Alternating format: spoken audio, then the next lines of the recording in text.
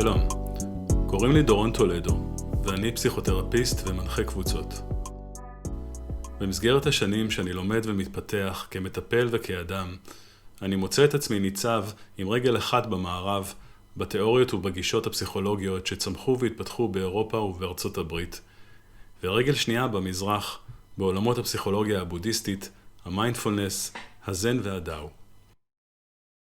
אחד הסמלים המרכזיים בבודהיזם הוא גלגל החיים הבודהיסטי, או בסנסקריט באווה צ'קרה, ואני רוצה לנסות לעשות לו כאן סוג של תרגום ואדפטציה לעולם הטיפול הפסיכותרפי, כפי שאני פוגש אותו בקליניקה.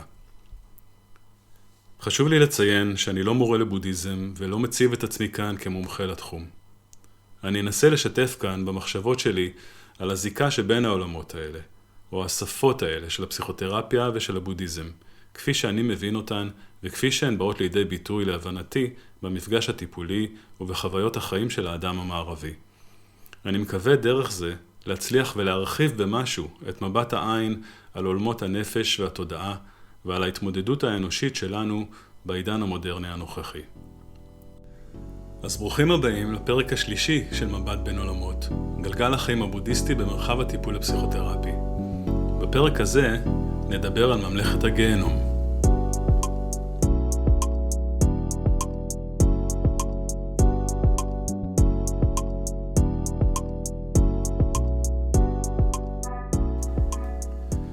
ממלכת הגיהנום, או בסנסקריט נרקה, היא אחד משלושת העולמות התחתונים בגלגל החיים הבודהיסטי. כשאנחנו מדברים על ממלכת הגיהנום, לא מדובר על מקום ממשי של ענישה או עינוי, אלא על מימד תודעתי נפשי, a state of mind, שמתוכו אנחנו יוצרים חוויות מציאות ממשית של סבל ועינוי. סיפור סמוראי קצר להמחשה.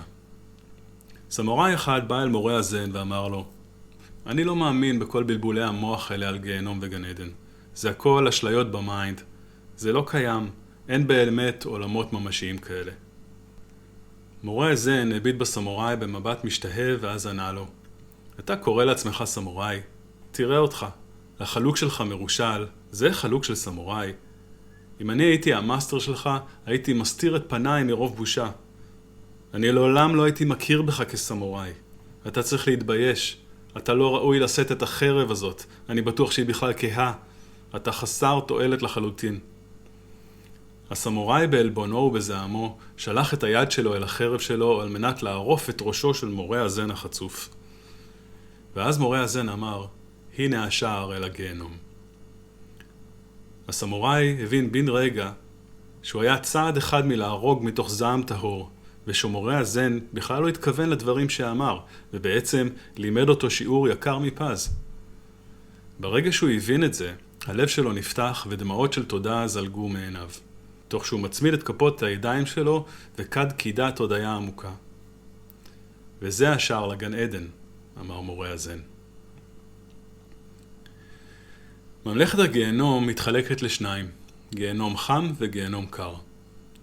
הרגש העיקרי בה הוא זעם, והעמדה התודעתית בה היא של כל העולם נגדי, או כולם נגדי.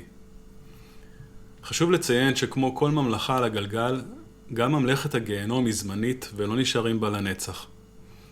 על פי הבודהיזם, מגיעים לממלכה הזאת כתוצאה מקרמה לא טובה שצברנו, אבל היא לא הגיהנום של הנצרות במובן של מקום סופי שאליו נשלחים כדי להיענש בעינויים לנצח, למרות שכשאנחנו נמצאים במקומות האלה בתוכנו, זה יכול להרגיש כאילו זה יישאר ככה לנצח. אנחנו יכולים להרגיש תקועים במצב הנפשי התודעתי הזה לתקופה ארוכה בחיים שלנו. אבל לפעמים אנחנו עשויים גם לעבור דרך הממלכה הזאת במהלך יום או שעה. הממלכות שבגלגל הן כולן מצבי תודעה נפשיים משתנים. לפעמים דומיננטיים יותר או פחות בחיים שלנו. לפעמים הם שזורים אחד בשני כהלכי רוח משתנים. הגיהנום החם מאופיין בתחושות של זעם, נקמנות, פרנויה, סדיזם, מלחמה, ענישה וטרור. הוא יכול להיות מופנה החוצה או פנימה בצורה של שיפוטיות עצמית קשה, אשמה, עינוי וענישה עצמית, כעס מעכל, consuming מה שנקרא, שנאה ואכזריות כלפי העצמי, מין לופים בחשיבה והלקאה עצמית. הממלכה הזאת יכולה אולי להתכתב עם מה שפרויד קרא לו הסופר אגו. בשיח הפנימי אנחנו יכולים למצוא את עצמנו בתפקיד הקורבן, המותקף והמעונה, או במצב של המתקיף, המעניש והמענה. שניהם שייכים לממלכת הגיהנום החם. אני חושב על מטופלים שמגיעים עם ביקורת ושיפוט עצמי קשה, עד כדי כך שנדמה שהביקורת ניצבת כמו איזה מין חומת מגן בצורה שמונעת גישה אל הכאב ואל הרגשות שבתוכם. אני חושב על מטופלים שמגיעים עם זעם מחלה, ששורף כל חלקה בנפש ובלב שלהם, ומשתלח בעיקרים להם בקונפליקטים חוזרים ונשנים שלא מגיעים לכדי פתרון.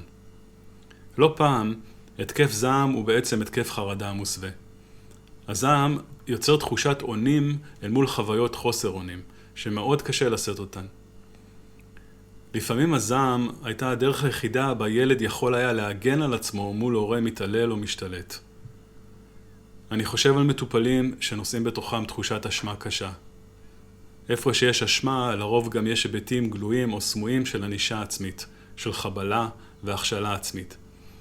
אדם יכול להגיד, למה זה תמיד קורה לי?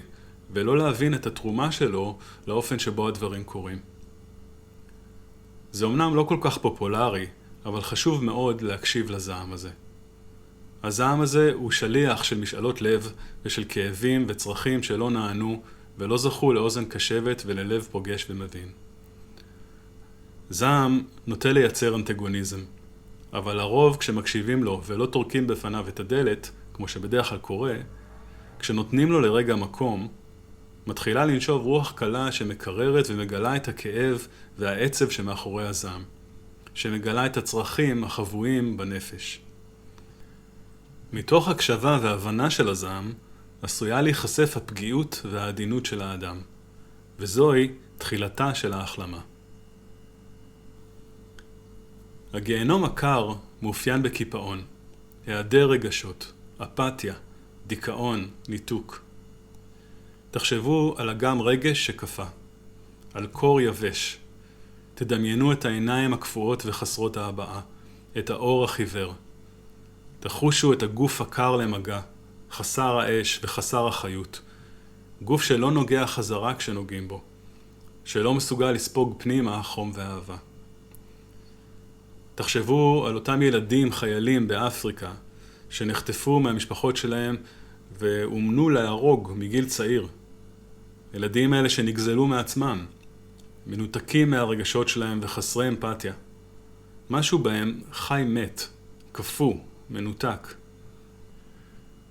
תחשבו על מלכת השלג מהאגדה של אנדרסן, שאוספת אליה את אלו שרסיסי ראי הרוע ננעצו בהם והקפיאו את הלב שלהם. תחשבו על מלכת השלג של ממלכת נרניה, על הכאב הלא מורגש והקפוא שבה, ועל האופן בו היא מענישה ומקפיאה את החיים בכל מי שמאיר את חרון הפה הקר והמצמית, והופכת אותו לפסל אבן קפוא בזמן. בתוך כולנו יש חלקים שקפאו, חלקים שהפכו לאבן, חלקים מאולחשים שאיבדו תחושת חיים. אלו הם מצבי קיצון וקווים מאפיינים של הממלכה הזאת, אבל אנחנו פוגשים בה בתוכנו גם בגוונים מעודנים יותר ויומיומיים. אני חושב על מטופלים שמגיעים עם דיכאון, שמשהו בהם קפה. אני חושב על מטופלים שכוח הרצון שלהם נשבר והרוח שלהם נחלשה, שמעיין החיים יבש בהם, שאירועי חיים קשים הותירו אותם בוויתור, והרוח במפרשים של הרצונות ושל משאלות הלב שלהם התייאשה מלנשב. אני חושב על מטופלים שפגיעות של אובדן, של נטישה ושל אכזבה בעבר שלהם נותרו בהם כרגעים קפואים בזמן. הם איבדו משהו משמחת החיים שלהם והלב שלהם קפה.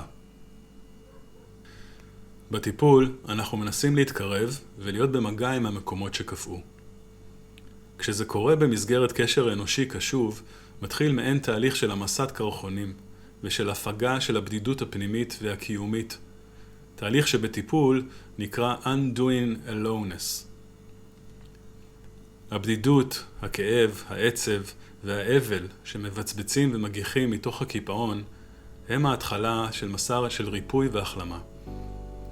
עולם רגשי שלם שקפה מתחיל לחזור לחיים ומסמן את סיומו של החורף הפנימי ותחילת האביב שמביא איתו לבלוב ומאפשר לאש החיים לבצבץ שוב.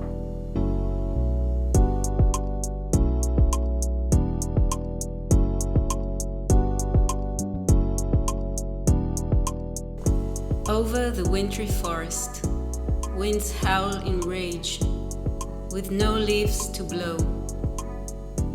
Suseki Natsume.